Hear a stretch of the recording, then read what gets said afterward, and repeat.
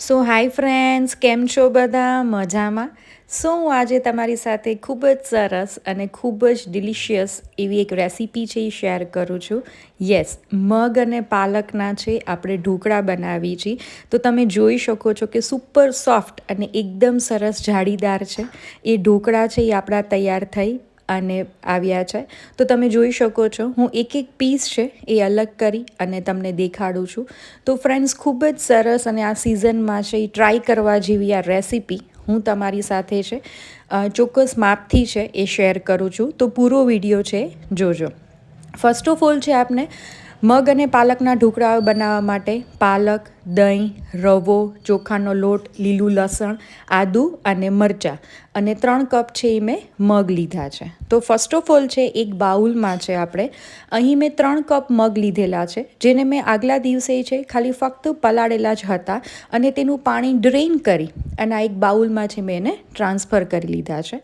ત્યાર પછી 1 કપના માપથી અહીં મેં ચોપ્ડ પાલક લીધેલી છે. પાલક તમે રફલી પણ ચોપ કરી શકો છો, બિકોઝ એને આપણે મિક્સરમાં છે આપણે પીસવાનું જ છે. ત્યાર પછી તેની અંદર 2 મરચી અને 1 નાનો આદુનો ટુકડો છે એ એડ કરેલો છે. ત્યાર પછી લીલું લસણ હું એડ કરું છું. અત્યારે લીલું લસણ આવે છે તો તમે એડ કરી શકો છો. ત્યાર પછી આને છે હું એક મિક્સર જારમાં છે એ એડ કરી લઉં છું અને આની અંદર છે એ 1 કપ દહીં મેં લીધેલું છે. થોડુંક ખાટું દહીં જો આપણા ઘરનું હોય તો વધારે સારું, તેનાથી છે ઢોકળાનું ટેક્સચર એ બહુ જ સરસ આવતું હોય છે. તો અત્યારે મેં એ લીધેલું છે અને તેને આપણે પ્યોર છે એ મિક્સ કરી લઈ છીએ. આપણે તેને દરદરું પીસતા નથી, પણ એની જે પેસ્ટ છે એ એકદમ સ્મૂથ પેસ્ટ આપણે તૈયાર કરી લઈ છીએ. તો તમે જોઈ શકો છો ફ્રેન્ડ્સ કે આપણી સ્મૂથ પેસ્ટ છે એ રેડી છે. હવે આ સ્ટેજે છે આ બેટરને હું ફરીથી એક કાચના બાઉલમાં છે ટ્રાન્સફર કરી લઉં છું અને આપણે જ્યારે દહીં ઉમેર્યું છે એટલે તેની અંદર આપણે પાણી ઉમેરવાની જરૂર રહેતી નથી. હવે આને એક આપણે બાઉલમાં છે એ ટ્રાન્સફર કરી લઈ છે અને તેને હલાવી લઈએ છીએ. તો તમે જોઈ શકો છો કે આપણું બેટરની જે કન્સિસ્ટન્સી છે એ ખૂબ જ સરસ છે એ આપને મળી આવી છે.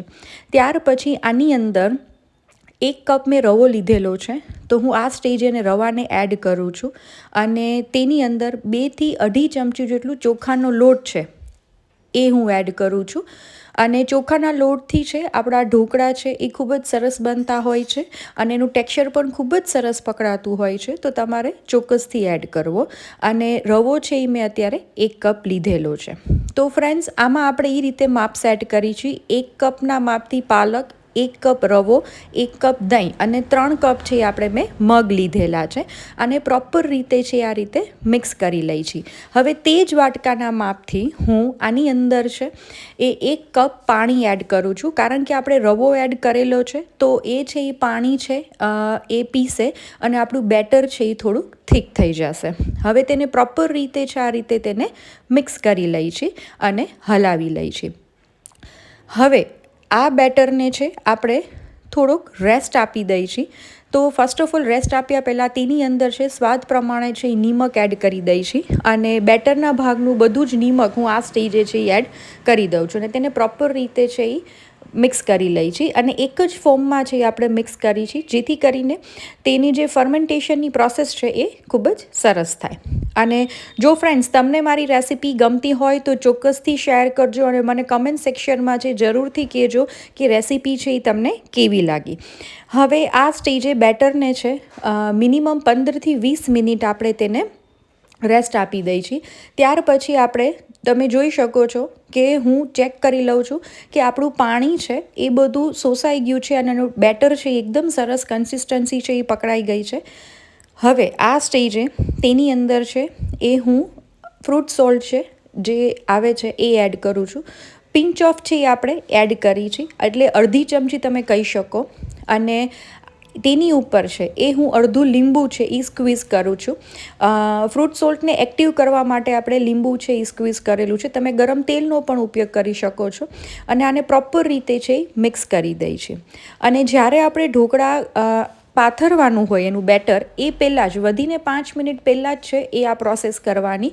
આપણે અગાઉથી છે એ ફ્રૂટ સોલ્ટ ઉમેરતા નથી. તો તમે જોઈ શકો છો કે આપણું ટેક્સચર છે એ પ્લફી થવા માંડ્યું છે અને આ ટેક્સચર છે એને આપણે ઢાંકીને ફક્ત 5 મિનિટ માટે છે એ રાખી દઈ છીએ. મીનવાઇલ છે મેં એક ટુકડાની છે એ પ્લેટ લીધેલી છે. હવે તેની અંદર છે આપણે તેલ એડ કરી દઈ છીએ અને તેને પ્રોપર રીતે છે એ આપણે ગ્રીસ કરી દઈ છીએ. તો ફ્રેન્ડ્સ, મેં જે આ રીતે ઢોકળા બનાવ્યા છે એ રીતે તમે તમારા બાળકોના ટિફિન માટે છે એ ઇડલી પણ બનાવી શકો છો. અને એ પણ છે એ ખૂબ જ સરસ છે એ બનીને તૈયાર થતી હોય છે. પ્રોસેસ છે એ આપણે આમાં સેમ જ રાખવાની છે. તો તમે જોઈ શકો છો કે આપણી પ્લેટ છે એ ગ્રીસ થઈ ગઈ છે. હવે આની અંદર છે એ આપણે બેટર છે એ પોર કરી દઈ છીએ. અને બેટર છે એ થોડુંક વધારે આપણે પોર કરી છીએ, જેથી કરીને આપણા જે ઢોકળા છે એ થોડાક પ્લફી થાય અને તે ખૂબ જ સરસ લાગે ખાવામાં. તો તમે જોઈ શકો છો ફ્રેન્ડ્સ, ખૂબ જ સરસ છે એ કલર આપણો બેટરનો છે એ પકડાનો છે. અને આ રીતે છે આપણે હલાવતા જઈએ છીએ અને તેને ટેપ કરતા જઈએ છીએ અને આપણા ઢોકળા છે એ તૈયાર કરી છે. હવે સેમ પ્રોસેસથી આપણે એક મેં ડીશ લીધેલી છે, તેને પણ સેમ પ્રોસેસથી આપણે તેલથી ગ્રીસ કરી લઈશું. અને પ્રોપર રીતે ગ્રીસ થઈ ગયા પછી તેની ઉપર પણ જે વધેલું આપણી પાસે બેટર છે એ આપણે પોર કરી દઈએ. તો આ માપથી છે મારી પાસે આ 2 સ્ટીલની ડીશ છે એ રેડી થશે. તમે તમારી રીતે ક્વોન્ટિટી છે એ એડજસ્ટ કરી શકો છો. તો ફરીથી આ બેટર છે એ આપણે પોર કરી દઈએ છીએ અને પોર થઈ ગયા પછી તેને ટેપ કરી અને પ્રોપર રીતે છે એ હલાવી દઈએ છીએ, જેથી કરીને આપણું બેટર છે એ એક સરખું છે એ પ્રસરી જાય. તો ફ્રેન્ડ્સ, તમે તમારા ઘરે કોઈ નવી વાનગી રેસિપીઝ છે એ બનાવતા હોય તો મને કમેન્ટ સેક્શનમાં છે એ જરૂરથી જણાવજો, જેથી કરીને હું પણ એમાંથી નવા આઈડિયાઝ છે એ લઈ શકું. હવે આ સ્ટેજે આની ઉપર છે હું આ પ્લેટ રાખી દઉં છું. અને તો ફ્રેન્ડ્સ, આ રીતે છે આપણે સ્ટીમર મશીનમાં છે એ પ્લેટને રાખી દઈએ છીએ અને તેની ઉપર છે એ હું તલ છે એ ભભરાવી દઉં છું અને આપણે એડ કરી દઈએ છીએ. તો કેટલું સરસ લાગે છે, ગ્રીન કલરનું આપણું બેટર અને એની ઉપર છે આપણે તલ છે એ રાખી દઈએ છીએ. તલ છે એ બિલકુલ ઓપ્શનલ છે. જો તમને ભાવતા હોય અને ક્રંચ માટે તમારે એડ કરવા હોય તો તમે કરી શકો છો. ત્યાર પછી લાલ મરચું પાવડર છે ફોર કલર મેં એડ કરેલું છે, તે પણ હું સ્પ્રિંકલ કરી દઉં છું. અને સેમ રીતે આવી જ રીતે આપણે આપણી બીજી ડીશને પણ છે એ રાખી દઈએ છીએ અને તેની ઉપર પણ આપણે તલ છે એ સ્પ્રેડ કરી દઈએ છીએ અને તેવી જ રીતે લાલ મરચું પાવડર એ પણ આપણે સ્પ્રેડ કરી દઈએ છીએ. હવે આ પ્રોસેસને છે એ થતાં 20થી 25 મિનિટ થશે અને તેને ઢાંકણ ઢાંકી અને ફૂલ ફ્લેમની ગેસ ઉપર છે આપણે મિનિમમ 20થી 25 મિનિટ છે આને સ્ટીમ કરી લઈએ છીએ. તો ફ્રેન્ડ્સ, આને આપણે ઢાંકણ ઢાંકી અને 20થી 25 મિનિટે સ્ટીમ કરી લઈએ.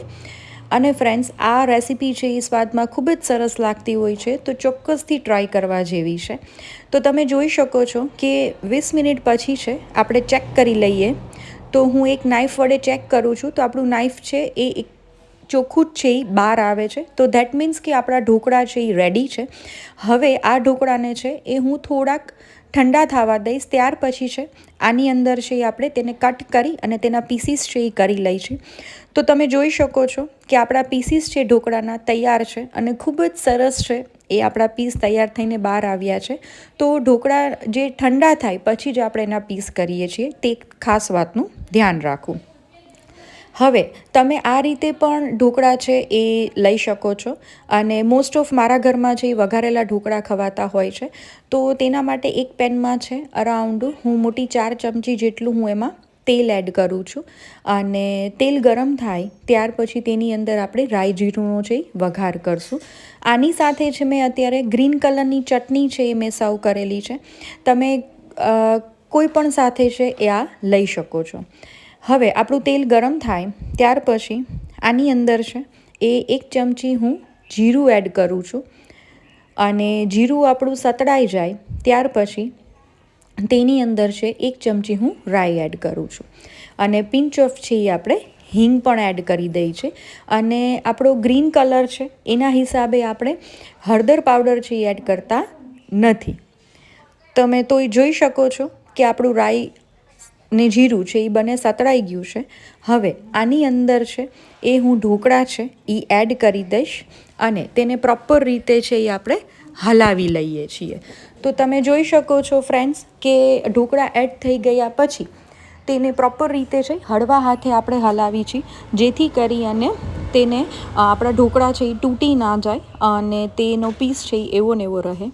તો આ સ્ટેજે છે આપણે હલાવી લઈએ છીએ. અને આ રેસીપી છે તમે લાઇટ ડિનરમાં બી લઈ શકો છો અને ઇવન બ્રેકફાસ્ટ, જો તમારે હેવી બ્રેકફાસ્ટ ના કરવો હોય તો આ લાઇટ રેસીપી છે એ પણ તમે તમારા બ્રેકફાસ્ટમાં છે અને બચ્ચા પાર્ટીને ટિફિનમાં પણ દઈ શકો છો.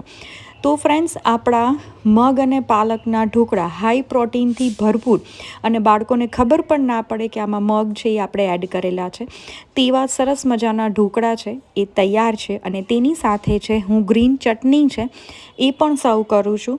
તો તમે મારી ચેનલને સબસ્ક્રાઈબ ના કરી હોય તો ચોક્કસથી મારી ચેનલને છે એ સબસ્ક્રાઈબ કરી દેજો. આવી અવનવી રેસિપીઝ છે હું તમારી સાથે શેર કરતી રહીશ. તો થેન્ક યુ ફોર વોચિંગ.